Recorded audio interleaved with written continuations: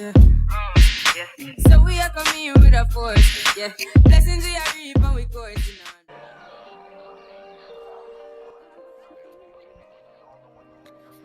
Hey guys, and welcome back to my channel. So today we'll be reviewing the Outre Perfect Hairline Wig Evona in the color DRFF Ginger Mahogany, and this is just what the stock card looks like. So I actually wasn't expecting the ginger to be this bright. I thought it was a little bit darker, but that's okay. So Evona has the typical wig cap construction with 3 combs and adjustable straps, and then she also has an elastic band. Before I start installing her, I'm going to use my matte powder foundation and put that all over the lace just so that it'll match my skin better. And then I'm going to put the wig on just to see how she fits. And she did end up fitting pretty well. I didn't have any issues with the sizing. I wouldn't say that this was big head friendly, only because it was snug on my head and mine is more of a medium size. I like how they did the ombre ends. I think that the color, like the orange, like I said, it wasn't what I was expecting, so I didn't really like it too much, but I like how the ombre was neatly done. The hair is also pretty soft. I did experience some tangling, but nothing excessive, just like the normal synthetic wig tangling. So to start, I'm going to cut off the lace around my ears so that the wig will just fit my hairline a little bit better. I'm going to do both sides and just use my scissors and cut as close to my ear as I can. And then I decided to do a side part. So I went ahead and parted my hair just to get that out of the way. And I know you guys can see my wig cap. It's actually very noticeable with how like thin and transparent this lace is. I usually use black caps under my synthetic wigs because of this type of situation, but I already had this wig cap on and I meant to change it, but I just forgot. So once I finish detangling the hair, I'm just going to clip it out of the way and begin installing the wig. And I used a super simple method this time around. I just went in with my Ebin Wonder Lace Bond adhesive spray in the black can, and I just sprayed it on the on top of the lace from ear to ear, and then I just blow dried it until it was like a little bit tacky. I put my elastic band on and I tied that tightly, and then I went back in with the blow dryer and blow dried along the hairline until it was completely dry. So because I was short on time, I went ahead off camera and got dressed and did my makeup. And I cut the lace a little bit shorter just so that I could do my makeup, but the lace is still on at this point. So I'm just going to take off my elastic band and comb any hairs back out of the way before I cut my lace. So to cut my lace, I like to use an eyebrow razor.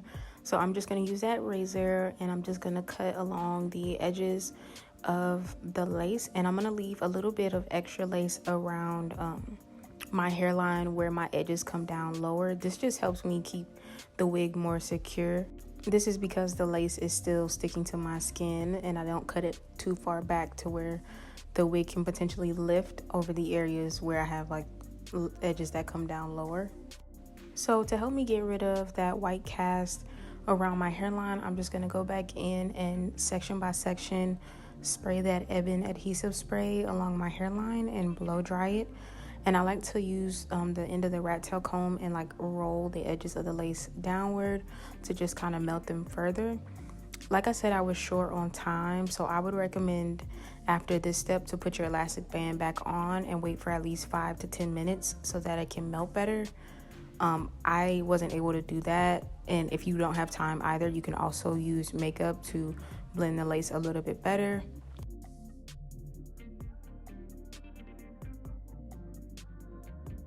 So the next step will be to do the baby hairs. I went ahead and separated all the baby hairs that I needed, and I thinned them out to my desired density prior to cutting them. So you'll just see me pull out like all the hairs first and then go back in and cut them before I start gelling and swooping them down.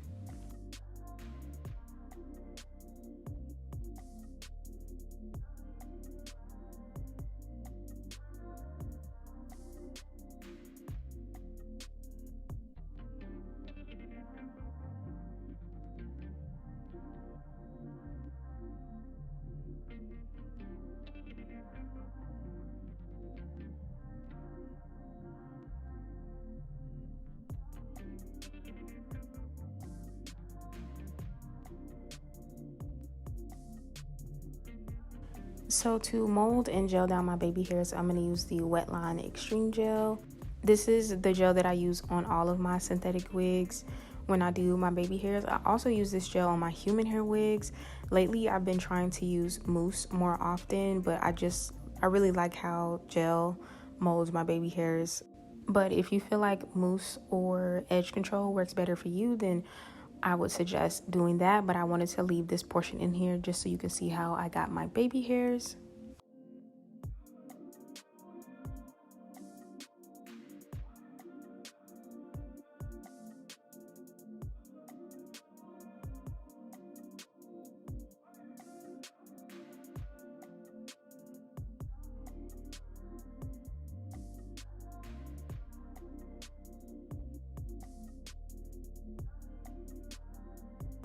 So to define my part, I'm going to use my LA Girl Pro Conceal in the color Toffee, and I'm just going to apply that with a brush.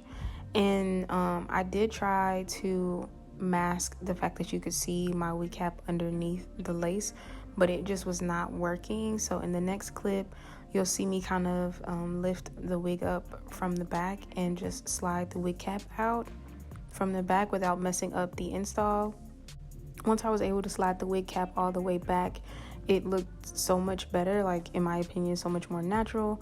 So now I am finished installing the wig. Like I said, I'm not a fan of this color. I just wish that it was a little bit darker. I also am not a fan of this wig. I don't like how the curls fall. They look like they're just kind of there. They're not really doing anything. There's no layers really in this wig, or at least the layers are not flattering on me. The look itself didn't come out too bad, but I'm not a fan. I just don't like this wig, you guys. Let me know what you think in the comments. Like, do you like it? Do you like the color? Would you get this color? I don't think I would order this wig again, and I definitely wouldn't get this color again. Like I mentioned before, I did experience some tangling right out of the box. I didn't really get much shedding at all. I wouldn't buy this wig again, but it's not a bad wig. I will link it in the description box. Thank you guys so much for watching. I hope you enjoyed this video. Let me know what you think in the comments below, and I will see you in the next one. Bye.